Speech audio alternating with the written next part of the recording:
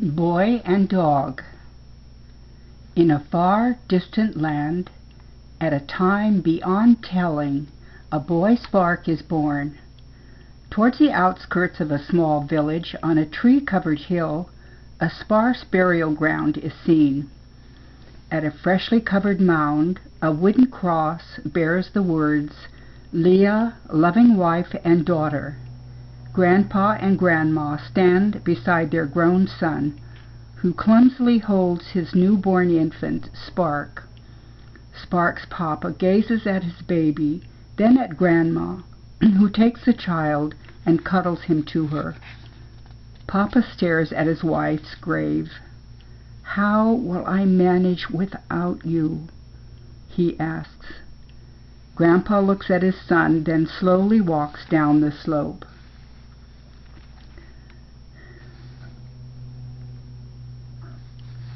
Two years later. A no-nonsense woman, Grandma, cooks breakfast while Grandpa, self-contained and reflective, sews on a leather boot.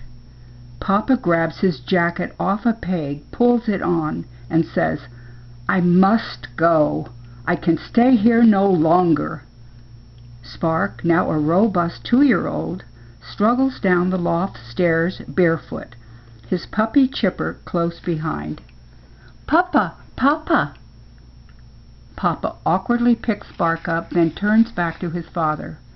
"I must seek a different way, my own way. You know that, Father." Grandma says, "That's fool's talk, always dreamin'." Grandpa nods at Spark. "And Spark?"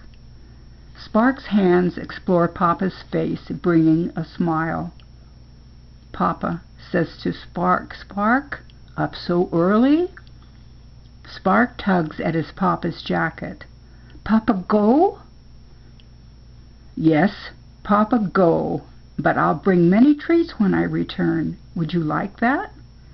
Spark eagerly shakes his head as Papa sets him down. Grandma grabs him up and rubs his bare feet. Papa leans into Spark. "You be good for Grandpa and Grandma while I'm gone, Spark says, Spark good." He pokes himself decisively. "Meat good." As Papa leaves, Spark struggles from Grandma's arms and runs to him. Papa gently disentangles himself. He says to his father, "Goodbye, Father." Papa embraces his mother and leaves. Spark waves. "Bye! Bye!" 10 years later.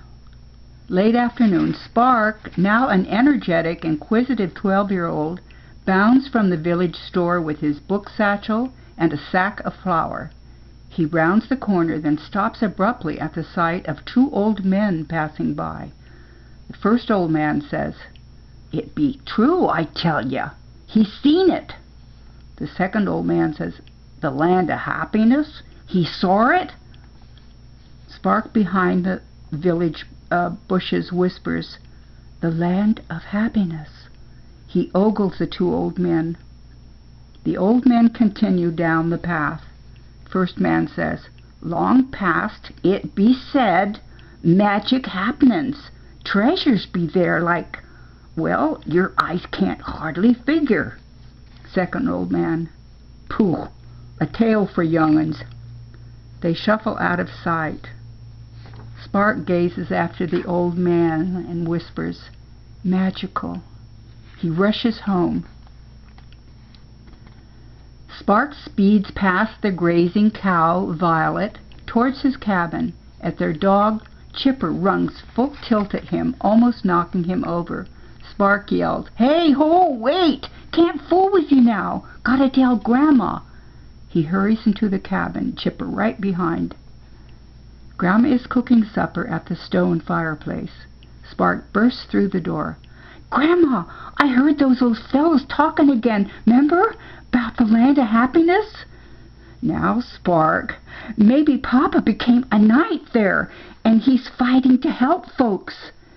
"Your Papa, and that's why he hasn't come homewards." Grandma says, Wash up, Spark." Spark dips his hands in a bucket of water, then goes to the table and sits down. Grandma serves their food as Spark gazes into the distance. Finally, Grandma says, "Your grandpa, he's due to be coming homeward soon, I'm thinking." Spark's head jerks up. "True, Grandma?" Grandma says, "I'm thinking so." Spark, "It's been so long, Grandma." Grandma rises, nods at the dirty dishes. Spark helps clear. Grandma reminds him, "Chores and school doings afore bedtime, Spark." Spark groans and clumps outside, Chipper following. At the barns, Spark leads their cow Violet into the barn and milks her, while Chipper harasses the chickens. Next, Spark loads the hay bin, fills the water trough, and then trudges back to the cabin. Early next morning at dawn, Spark collects eggs, then gives Violet a nudge out of the gate, then draws water from the well and heads back to the cabin. Entering the cabin, Spark puts the eggs and the water on the sideboard, then hovers over Grandma at the stove, and he says, "Only found 3 eggs this morning, Grandma." She says, "Plenty." Grandma hands him hot muffins, which he takes to the table. He grabs one and takes a bite, and gazes into space. Grandma says, "Don't be dawdling now. School's not waiting on you." Spark, "Whoops, certain." He grabs another muffin and his satchel and runs for the door. "Bye, Grandma." The schoolhouse, late afternoon. 2 girls emerge from the schoolhouse giggling as Spark and his chum Bren follow.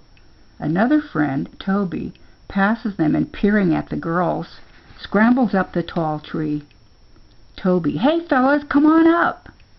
He swings to a high branch, keeping the girls in sight. Bren to Spark, "Let's go." Bren clambers up to the top branches next to Toby. Spark stares uneasily at the top of the tall tree. "Not now," he says. Toby says, "Oh, come on."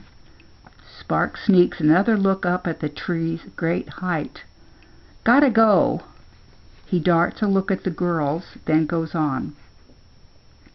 Continuing homeward, Spark comes to a clearing in the woods and then hears the soft jingle of bells and the turning of wagon wheels.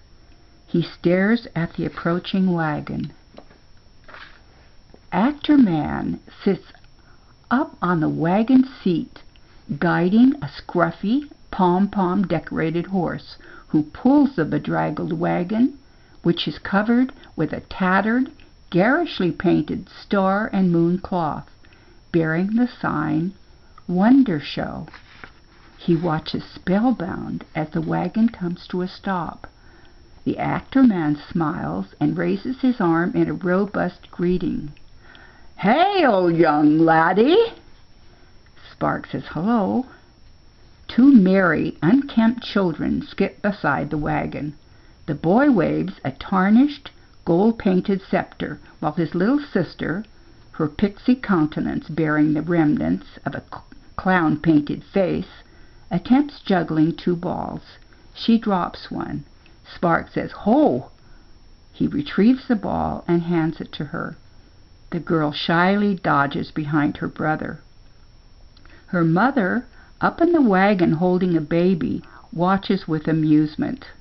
Actor Man says, "We're needing water to slack our thirst. Be there a stream close by, perchance?" The girl exercises an awkward cartwheel. Spark, "Yes, sir. Down this path a ways, there's a bridge and a stream." Actor Man, "A hearty thank you."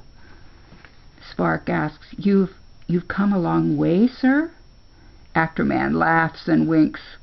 "Long way, short way, all the same. We follow the sun, wander with the winds." Spark says, Have you maybe seen the land of happiness? Well, he gives a quick look back at his wife. We encountered a gigantic wall some time back, surrounding, again to his wife. What say you?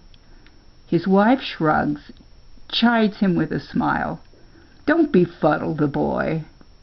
The actor man turns back, says dramatically, Formidable, fantastic 'twas, be assured, whatever it be. The little boy stretches his arm high. 'Twas this high. Actor man leans down to Spark, eyes twinkling. Mysterious, monumental it be. Spark, did you go inside? Nay, 'twas not for us. It wasn't? Actor man sweeps out an arm grandly towards his family. No need. Everything betwixt heaven and earth is here beside me. The little girl twirls coquettishly. Actor man says, My troop, we make wonders of our own. Spark marvels. The wagon starts up, then actor man looks back and waves. The children lag behind, gazing at Spark. Actor man calls, Come, my pixies, we have dreams to spin, wonders yet to present. The children brighten, scoot after the wagon.